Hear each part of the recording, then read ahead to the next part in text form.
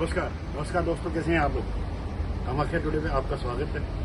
मैं इस समय दुबई में हूँ। दुबई में बड़ दुबई होटल हॉलिडे इंटरनेशनल।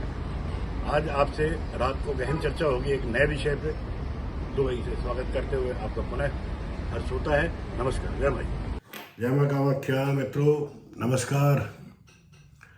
आज की चर्चा जन्म कुंडली के दोष को दूर कर देते हैं त्रिकोण में बैठे हुए बलवान ग्रह, इस पे करेंगे कि कुंडली के अंदर में त्रिकोण की क्या भूमिका है।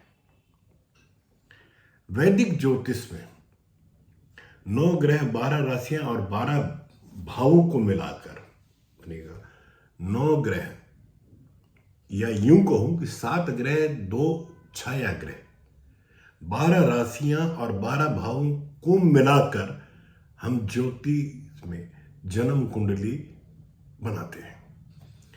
अब जन्म कुंडली के 12 भावों में सभी भावों का अलग अलग नाम और अलग अलग महत्व है। किसी भी कुंडली का फलादेश करने में लग्न के बाद अगर सबसे अधिक इंपॉर्टेंस ज्योतिषी देते हैं या महत्व देते हैं वो त्रिकोण को देते हैं, त्रिकोण स्थानों को देते हैं। कुंडली का 5वां स्थान और 9वां स्थान, 5वां भाग और 9वां भाव, या ये कहें कि 5वां घर और 9वां घर त्रिकोण कहलाता है। लग्न को भी त्रिकोण भाव ही माना जाता है। यदि लग्न पंचम और 9 भाव को आपस में मिलाने वाली एक रेखा खींच ले तो एक त्रिकोण का निर्माण होता है। इसलिए ये स्थान त्रिकोण कहलाते हैं और ये सबसे शुभ स्थान माने जाते हैं। लग्न से ज्यादा, ध्यान रखिएगा साहब, लग्न से ज्यादा शुभ पंचम भाव होता है, ये 5वां घर होता है। और पंचम से भी ज्यादा शुभ 9वें स्थान को माना गया है। पंचम और 9वें त्रिकोण स्थान में अगर यदि कोई अशुभ ग्रह भी बैठ जाए तो वह अपनी मूल प्रवृत्ति से हटकर शुभ फल देने लगता है। त्रिकोण स्थानों में या त्रिकोण स्थानों के स्वामी यदि बलवान है तो कुंडली के कई दोष को कम कर देते हैं। अभी क्या होता है त्रिकोण भाव का स्वभाव? जो त्रिकोण में भाव है त्रिकोण का, उसका स्वभाव क्या है? जैसे पहला ही हम त्रिकोण मानते हैं लग्न। जैसे कि मैंने पहले भी बताया था कि लग्न स्थान को पहला त्रिकोण माना गया है। लग्न से जातक की शारीरिक बनावट, रंग रूप, स्वभाव, प्रकृति, गुण, धर्म आदि के बारे में समस्त जानकारियां हमको मिलती है। अब दूसरा त्रिकोण है पंचम भाव। पंचम भाव दूसरा त्रिकोण है।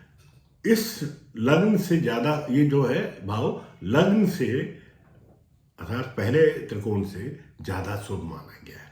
यह व्यक्ति, इस भाव से हम व्यक्ति की संतान, शिक्षा की स्थिति को जानते हैं या देखते हैं। साथ ही उसके पूर्व जन्म के कर्मों को भी इसी भाव से हम पता लगाते हैं।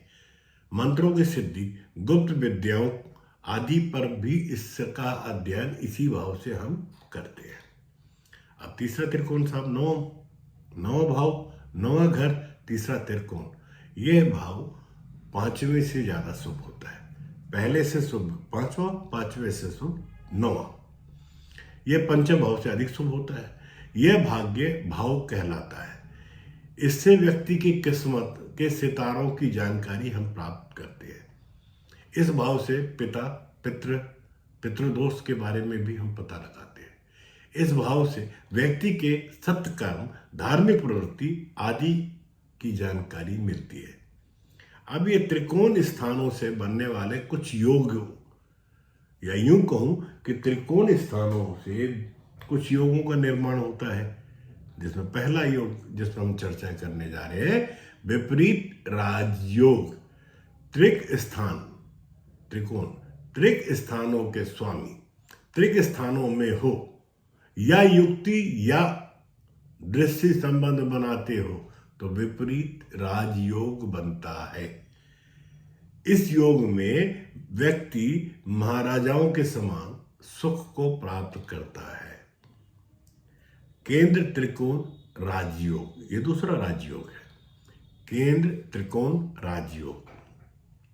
कुंडली में जब लग्नेश का संबंध केंद्र या त्रिकोण भाव के स्वामी से होता है तो यह केंद्र त्रिकोण संबंध कहलाता है।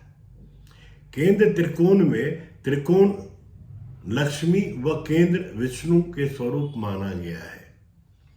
यह योग जिस भी व्यक्ति के कुंडली में बनता है वह बहुत भाग्यशाली होता है और जातक को समस्त प्रकार के सुख, सुविधा, सम्मान, धन और भोग देता है। मित्रों, अब हम चर्चा करने जा रहे हैं कलानिधि योग। कुंडली के दूसरे, द्वितीय, पंचम भाव में गुरु के साथ बुध हो या शुक्र की युक्ति होने पर कलानिधि योग बनता है। दोबारा बोलता हूं, कुंडली में द्वितीय अथवा पंचम भाव में गुरु के साथ बुध की या शुक्र की युक्ति होने पर कलानिधि योग का निर्माण होता है। गुरु द्वितीय अथवा पंचम में हो और शुक्र या बुध उसे दृष्टि संबंध स्थापित कर रहे हो तब भी यह कलानिधि योग का निर्माण बनता है। यह योग भी राजयोग कहलाता है। जिस व्यक्ति की कुंडली में यह योग बनता है वह कलाओं में निपुण होता है। इस टाइप का जातक राजनीति में सफल होता है।